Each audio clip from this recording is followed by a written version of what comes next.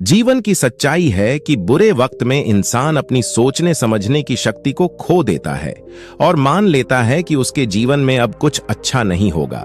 मगर क्या ये सोचना ठीक है? दोस्तों, यही इस कहानी के माध्यम से जानेंगे। एक बार एक सम्राट के पुराने वजीर की मृत्यु हो गई। वजीर बहुत बुद्धिमान व्यक्ति था, लेकिन उसकी अचानक मृत्यु हो गई, इसलिए अब नए मंत्री की तलाश शुरू की गई। साम्राज्य बहुत बड़ा था, इसलिए उसे संभालने के लिए एक बुद्धिमान और दूरदर्शी वजीर की जरूरत थी। पूरे राज्य में सबसे बुद्धिमान और चतुर व्यक्ति की तलाश शुरू हो गई। इसके लिए राज्य भर में कई तरह की परीक्षाएं आयोजित की गई।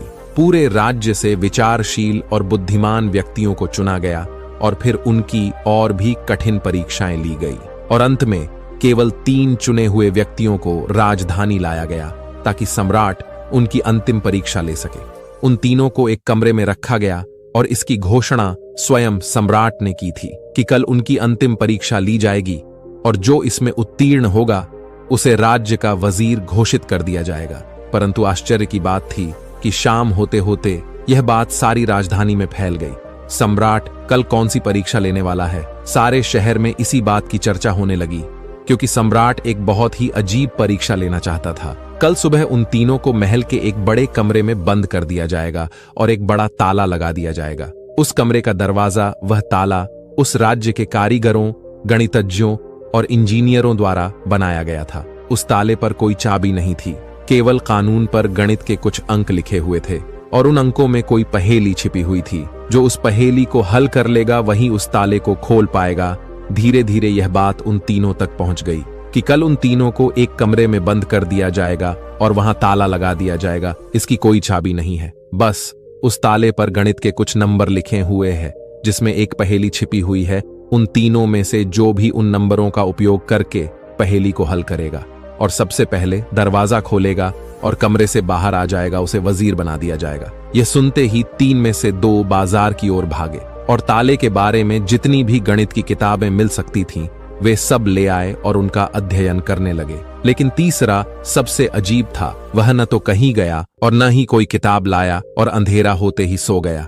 बाकी दोनों ने सोचा कि शायद डर के मारे उसने परीक्षा न देने का निर्णय लिया, या हो सकता है उन्हें विश्वास ही न हो कि जो खबर सामने आई है वह सच है। लेकिन फिर भी उन्होंने कोई मौका छोड़ना ठीक नहीं समझा, क्योंकि यह जीवन में एक बार मिलने वाला मौका था। वे पूरी रात जागकर किताबें पढ़ते रहे, ताला विज्ञान से संबंधित जो भी साहित्य था। जब सुबह हुई तो तीसरा व्यक्ति उठा और उन तीनों को सम्राट के सामने पेश किया गया। वहां उन्हें पता चला कि यह अफवाह सच थी। उन तीनों को एक बड़े कमरे के अंदर बंद कर दिया गया था जिसके बाहर ताला लगा हुआ था, कुछ गणितीय अंकों के साथ अंकित। आप तीनों में से जो भी इन अंकों में छुपी पहेली को सुलझा लेगा वह दरवाजा खोल सकेगा, और जो दरवाजा खोलकर पहले मेरे पास आएगा मैं उसे अपना वजीर बना लूंगा। मैं बाहर आप तीनों का इंतजार करूंगा। इतना कहकर बादशाह चला गया। वे दोनों व्यक्ति जिन्होंने पूरी रात पढ़ाई की थी कुछ किताबें लाए थे। दरवाजा बंद होते ही उसने अपने कपड़ों में छुपी हुई उन किताबों को बाहर निकाला और ताले पर लिखे नंबरों को एक कागज के टुकड़े पर लिखकर उनका हल ढूंढने लगा। लेकिन तीसरे व्यक्ति ने कुछ नहीं किया। उसने अपनी आंखें बंद कर लीं और कमरे के कोने में चुपचाप बैठ गया। उसे बैठा देखकर वे दोनों हंस पड़े और ताना मारते हुए बोले, क्या तुमने हार मान ली? कुछ करो तो कुछ होगा। उन्हें लगा कि उसने हार मान ली है। वह डरा हुआ है और कुछ भी प्रयास नहीं करना चाहता, लेकिन उसके मन में शांति थी। स्थिरता उसकी आंखों में झलक रही थी। वह परेशान नहीं लग रहा था, वह बैठा हुआ था। तभी अचानक उसे कुछ सूझा। वह उठकर दरवाजे के पास आया और धीरे से उसे धक्का दिया, और क्या, दरवाजा खुला। वह कमरे से बाहर चला गया। लेकिन दोनों आदमी अपनी किताबों में खोए हुए थे। उन्हें पता ही नहीं चला कि तीसरा कमरे से बाहर चला गया है। उन्हें तब पता चला जब सम्राट तीसरे व्यक्ति के साथ अंदर आए और कहा, अपनी ये किताबें बंद करो। जिसे बाहर जाना था वह तो बाहर जा चुका है। यह देखकर वे दोनों दंग रह गए और पूछा, तुम बाहर कैसे निकले? फिर बादशाह ने कहा कि ताला तो बंद नहीं था, क्योंकि बंद ताले तो खोले जा सकते हैं। लेकिन कैसे? क्या तुम वह ताला खोलोगे जो बंद नहीं किया गया है? यह आदमी आप में से सबसे बुद्धिमान है, क्योंकि इसने बुद्धिमान होने का पहला परिचय दिया है। ताले पर लिखे नंबरों को हल करने से पहले यह पता लगाने की कोशिश करता है कि ताला बंद है या नहीं। एक आदमी वास्तव में होशियार है जो किसी भी समस्या को हल करने से पहले यह जांचता है कि जो वह हल करने जा रहा है वह वास्तव में समस्या है या नहीं। तो यह आदमी हमारे राज्य का सबसे चतुर व्यक्ति है। हम इसे अपना वजीर नियुक्त करते हैं। दोस्तों, इस कहानी से यही सीखने वाली बात है कि जब भी हमें लगे कि हमारे सामने कोई बड़ी समस्या है तो घबराकर उस समस्या का समाधान ढूंढने की बजाय हमें शांति से सोचना चाहिए कि जो मैं समझ रहा हूं वह वास्तव में समस्या है या नहीं, या वास्तविक दोस्तों, प्राचीन समय की बात है। एक बार एक युवक गौतम बुद्ध के पास आया और कहा, गुरुवर, मैं अपनी आदतों से बहुत परेशान हूं। मैं करना तो बहुत कुछ चाहता हूं, लेकिन कुछ भी नहीं कर पा रहा हूं। मैं सफलता की ऊंचाइयों को छूना चाहता हूं, लेकिन अपनी आदत से मजबूर हूं। और सच कहूं तो मुझे यह भी नहीं पता कि सफल होने के लिए मेरे अंदर किन गुणों का होना आवश्यक है। हे मान्यवर, उन गुणों के बारे में जानने के लिए ही मैं आपके पास आया हूं। कृपया मेरा मार्गदर्शन करें। तब बौद्ध भिक्षु ने कहा, जिस तरह से हम बुरी आदतों से मजबूर होते हैं, ठीक उसी तरह से अगर हमने अच्छी आदतें अपना ली तो हम अच्छी आदतों से भी मजबूर हो जाएंगे। और यकीन मानो, अच्छी आदतें बहुत कुछ हासिल करवाने में मदद करेगी। बेटा, आज मैं तुम्हें जिंदगी में 13 ऐसी सफल आदतों के बारे में बताऊंगा जो तुम्हें सफल और सबसे अलग बना सकती हैं, तुम्हें मनचाही सफलता दिला सकती है, और तुम अपने जीवन में जो कुछ भी बनना चाहते हो वह तुम बड़ी आसानी से हासिल कर सकते हो। मेरी बातों को बस यूं ही सुनकर मत जाने देना, बल्कि इन सभी 13 सफल आदतों को अपने दिमाग में अच्छे से बिठा लेना और धीरे धीरे उन्हें अपने जीवन में उतारना शुरू कर देना। क्योंकि यह आदत न केवल तुम्हें सफलता दिलाएगी, बल्कि एक ऐसा इंसान बनाएगी जिसे देखकर लोग यही बोलेंगे कि मैं भी इस इंसान के जैसा बनना चाहता हूं। इसलिए बेटा, इन आदतों को बड़े ध्यान से सुनना। आदत 1, सुबह जल्दी उठने की आदत। सुबह जल्दी उठने की आदत डालो। ये दुनिया की सफल और सबसे अच्छी आदत है जिसका हर सफल इंसान पालन करते हैं। सुबह सुबह अपने दिन को शानदार बनाने के लिए काम करना शुरू कर देते हो तो यकीन मानो, पूरे दिन में ऐसी कोई चुनौती नहीं होगी जिसे तुम ना कर सको। तुम्हारा सुबह उठना यह दिखाता है कि तुम्हारे अंदर कितनी इच्छा शक्ति है, तुम्हारे लिए तुम्हारे लक्ष्यों को हासिल करना कितना मायने रखता है। सुबह जल्दी उठने का मतलब है ज्यादा समय, ज्यादा ऊर्जा, ज्यादा प्रयास। ये सब तुम्हें जिंदगी में हमेशा दूसरों से ज्यादा ही दिलाएगा। अगर तुम सुबह देर से उठने की आदत से परेशान हो तो हर दिन सिर्फ 5 मिनट जल्दी उठने का नियम बनाओ और कुछ दिनों में तुम सुबह जल्दी उठना शुरू कर दोगे। आदत 2, अपने लक्ष्य के लिए कुछ ना कुछ सीखते रहो। यही आदत है जो हर उसमें पाई जाती है जिसने भी अपने क्षेत्र में सफलता हासिल की है। वो हमेशा अपने काम के बारे में कुछ ना कुछ सीखते रहे हैं। जिंदगी में जितना ही सीखते हैं वह जीवन के किसी न किसी मोड़ में हमारे काम जरूर आता है। सफल लोग अपने सपनों को हासिल करने के लिए तरह तरह के प्रयोग करते हैं। अपने सपनों से जुड़ी हर एक बात जानना चाहते हैं जो उनके सपनों को हासिल करने के रास्ते को और भी आसान बना दे।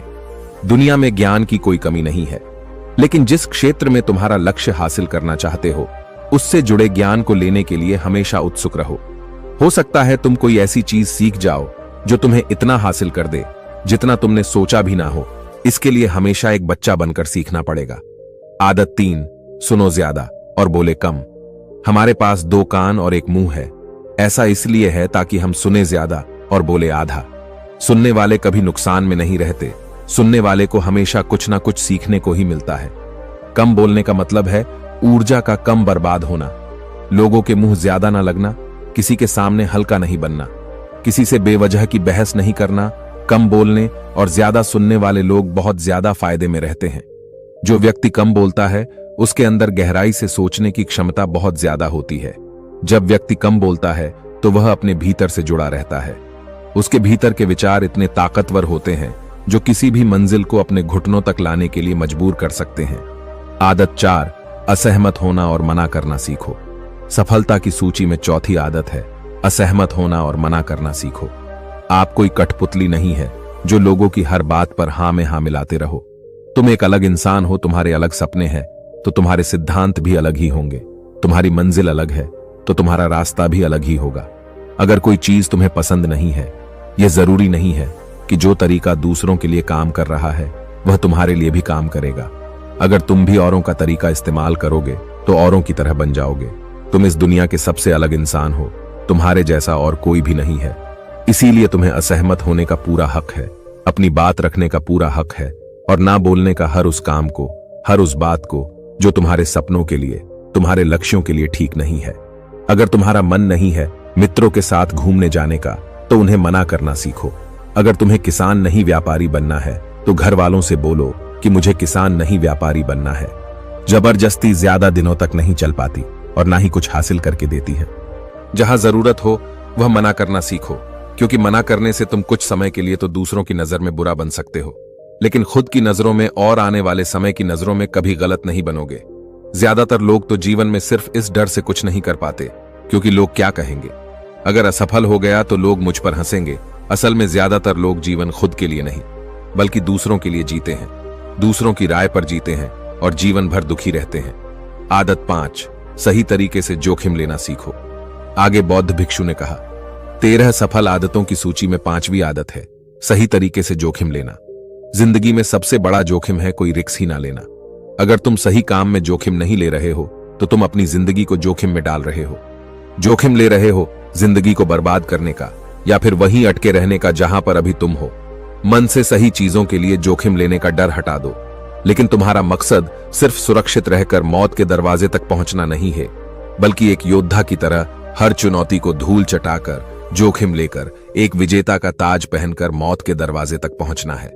सही चीजों के लिए जोखिम लेना चाहिए, इसीलिए जोखिम लेना सीखो। तुम जोखिम लेने का कभी भी अफसोस नहीं करोगे, लेकिन अगर उचित जोखिम नहीं लिया तो अंत समय में जोखिम ना लेने का इतना बड़ा पछतावा होगा कि तुम सोच भी नहीं सकते हो। आदत 6, खुद को समझो और समय दो। उस इंसान को समझने की कोशिश करना जो अगले 60 वर्ष तुम्हारे साथ बिताने वाला है, और वह इंसान तुम खुद हो। तो अपने आप को कितना समय देते हो, अपने अतीत की गलतियों से कितना सीखते हो, तुम अपने वर्तमान को सुधारने के लिए क्या करते हो, अपने भविष्य के बारे में क्या सोचते हो, तुम्हारी जिंदगी में क्या चल रहा है, मैं कहां से आया हूं, अभी मैं कहां हूं और आगे मुझे कहां जाना है। तुम्हारी सबसे बड़ी जरूरत और तुम्हारी जिंदगी की सबसे बड़ी चुनौती क्या है, तुम्हें बेहतर ढंग से तुम्हारे अलावा और कोई भी नहीं जान सकता। अगर कोई समझ भी सकता है तो अभी तुम्हारे अंदर क्या भावनाएं चल रही है, इसके बारे में तुम्हारे अलावा और कोई भी महसूस नहीं कर सकता। अपने आप को हर दिन 10 मिनट दो, और इन 10 मिनट में तुम्हारे पास कोई भी नहीं होना चाहिए, ना कोई किताब, ना कोई काम, बस तुम और तुम्हारे विचार होने चाहिए। इस समय बस तुम अकेले रहो और खुद से बातें करो, खुद को अंदर से जानने और समझने का प्रयास करो। आदत 7, निर्णय लेना। खो और तुरंत काम पर लग जाओ।